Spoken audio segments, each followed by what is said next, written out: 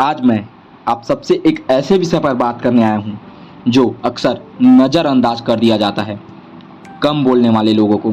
हमारे समाज में अक्सर ऐसा माना जाता है कि जो ज़्यादा बोलते हैं वही ज़्यादा जानता है, जो मंच पर छा जाए वही सबसे प्रभावशाली होता है। पर क्या सच में यही पूरी सच्चाई है? कम बोलना कमजोरी नहीं, एक कला है, एक सोच है, एक गहराई है, एक समझ है। कम बोलने वाला इंसान बहुत कुछ कह सकता है बिना बोले।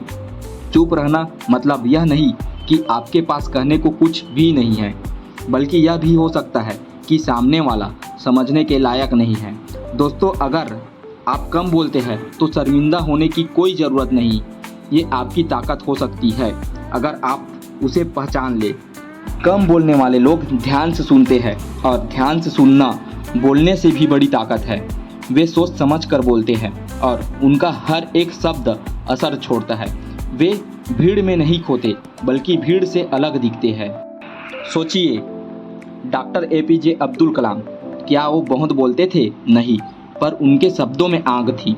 महात्मा गांधी, क्या वो भाषणों के बादशाह थे? नहीं, लेकिन जब बोले देश बदल गया। मौन की ताकत को समझिए। एक तलवार तेज होती है, पर एक सोच, एक आइडिया, एक शब्द दुनिया को बदल सकता है। कम बोलने वाले लोग अक्सर अंदर से बहुत मजबूत होते हैं। उनके पास धैर्य होता है, दृष्टि होती है और संयम होता है। पर क्या करें जब लोग ताना मारे? हंसिए और कहिए मैं कम बोलता हूँ, पर जब बोलता हूँ तो लोग सुनते हैं। दुनिया का हर इंसान अलग होता है। कुछ बोलकर चमकते हैं और कुछ लोग चुप रहकर गहराई बन जाते हैं। तो अगली बार कोई कहे तू तो बड़ा शांत है, कुछ बोलता ही नहीं, तो मुस्कुराकर कहना, हाँ मैं शांति से सोचता हूँ, इसलिए कुछ बड़ा करूँगा। कम बोलना कोई अभिशाप नहीं है, यह एक वरदान है। इसे पहचानिए, अपनाइए और उसका सही उपयोग कीजिए।